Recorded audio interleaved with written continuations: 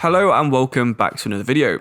Even though I've created this video just before Christmas, I'm sure a lot of the people who are watching it did just get FIFA 22 for Christmas, and you're looking for some nice long-term saves to sink your teeth into on your brand new game. Well, hopefully if you watch all the way to the end of this, I'll have given you 4 good ideas for saves all around Europe, which will take 3 or 4 seasons to actually fully complete, and I promise will all be very fun. If you want to take it even longer, try and stretch them to 10 seasons. There's definitely potential in every single one of these to be that long. So hopefully that's exactly what you're looking for, and we can get started straight away with the first team in this video. So, in Poland, Legia Warsaw have been the dominant force in Polish football in recent years. Legia have actually won 5 of the last 6 league titles, but this season they've only got 5 wins from their opening 19 games, which is over half of the season. And this has opened the door for a changing of the guard in Polish football. And that's where Radomiak Radom comes into play. They're a brand new team to this year's game. They were promoted in first place from the Polish second division last season, and they find themselves currently in 4th place after 19 games, only 6 points off first place. They're definitely in the title fight with half the season gone. Their strength is definitely in defence. They've actually only conceded 16 goals and only had 2 losses from these 19 games. So because they were only promoted back to the Ekstraklasa for the first time in 36 years this season, EA has actually underrated them a horrific amount. They have the 4th worst squad in the league, despite in real life being the 4th best so far. They have a very small amount of cash, so you're going to have to scramble and try and thrift your way up to the top of the league to see if you can compete even at the level they are in real life. The squad is actually built around a strong Polish core, as you would expect in a Polish team, but there is a bit of a strong Portuguese flavour here, with 4 players from Portugal and 4 players from Brazil currently in the squad. But this team definitely have the tools if you're a fan of good defending, structured play and causing upsets to be one of the best teams in the entire game. Their team might not be blessed with Messi and Neymar, they might not be in the best league for quality, but it will be a very fun challenge for the 3 or 4 seasons it takes you to progress up the Ekstraklasa to try and win that. And then you've got the challenge of trying to win the Champions League as well, which again I think will probably take you another 5 seasons or so. So this is definitely qualified for a very long-term save on FIFA 22. If you fancy a team you're probably more familiar with, then I'm going to suggest you go for Sheffield United. They're one of the 3 teams that were actually relegated to the Championship this season, but Sheffield United undoubtedly have one of the most interesting challenges in the entire league. It's actually only 2 seasons ago that they finished in the top half of the Premier League, but now they find themselves struggling in the bottom half of the Championship. A lot of people associate the success of Sheffield United with the success of Chris Wilder's wide centre-backs, which you can now do on FIFA 22. In fact, they do have quite a lot of the personnel that got them to the Premier League and were successful in the Premier League still in their squad. They've got people like Ryan Brewster, who's always going to be good on FIFA with that much potential, Sander Berg, who again is really good, especially for the Championship. But if you take over Sheffield United, it's up to you if you're going to try and implement the 3 at the back with wing backs and centre backs bowling forwards, or if you're going to go to something a bit more traditional for the Championship, maybe a 4-2-3-1, a 4-3-3, or the classic 4-4-2.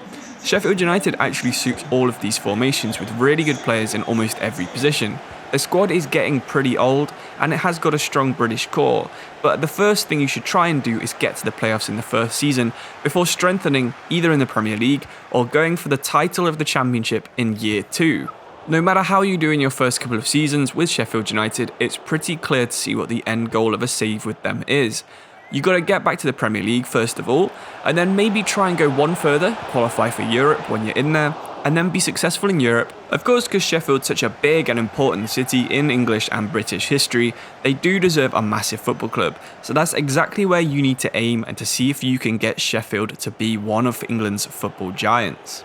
If you're into really big football clubs, then I'm going to have to suggest you have a look at FC Cologne. You might know them for their mascot, which is a live goat that goes to every single match, which is also their nickname and on their badge. But historically, Cologne are actually one of Germany's biggest football clubs. They won the Bundesliga twice and the Pokal on 4 occasions. However, they haven't actually won a domestic trophy since 1983. In recent years, they've been a bit of a yo-yo side, a little bit like a Norwich or a West Bromwich Albion in the Premier League. They're generally way too good for the second division, but they never quite have that depth that you need to stay in the Bundesliga.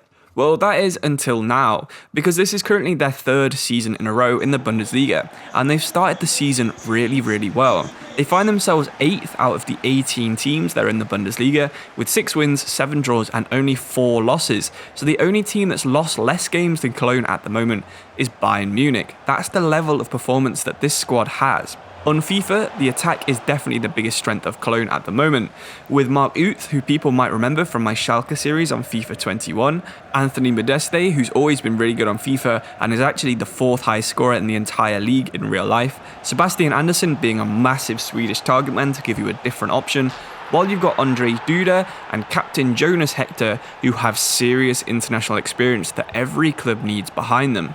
The squad isn't only experienced though, they do have some very good young players. The future looking bright, especially for young fullback Noah Katterbach and winger Jan Thielman, who are both showing huge potential both in real life and on FIFA. While you probably won't be challenging for the title in your first season, you definitely have the squad and the ability in the players already to make a good attempt at trying to get back to Europe. And maybe it's time for you to start creating some history in the Rhine Energy Stadion's trophy cabinet, which hasn't had anything put in it for 30 years.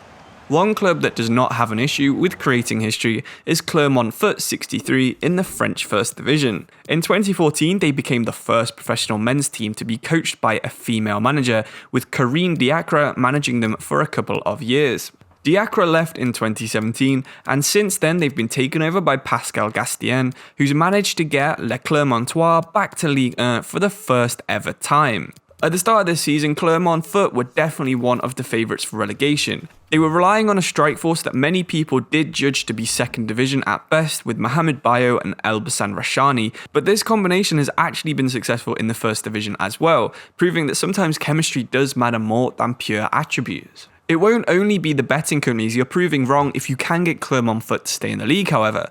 It's also going to be EA who have judged them to have the worst squad in the league by quite a distance.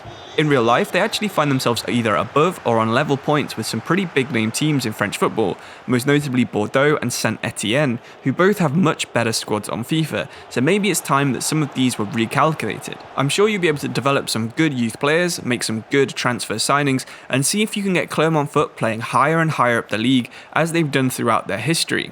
If you're looking for a long-term save, I think Clermont Foot would be a good option. They'll take 3 or 4 seasons to get to PSG level, even if you're absolutely spamming the youth academy. If you're playing it realistic, you should probably expect 5 to 10 seasons to become the best team in France.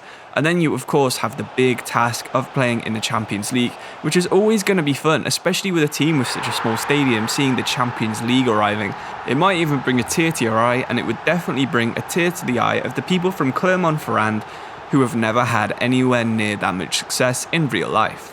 Hopefully you found one of these saves interesting. I know I found the Clermont Foot one pretty interesting, and I'm probably going to give that one a go in my personal time. So let me know on my Discord, message me on there if you're going to do one of these, because I'd love to hear how it goes, and we've got about 550 people on there who all love talking about FIFA, and would all love to see your FIFA save. So like the video if you enjoyed any of the teams, subscribe if you want to see more like this, and I'll see you very soon for another video on the Geografifa channel. Thank you, and goodbye.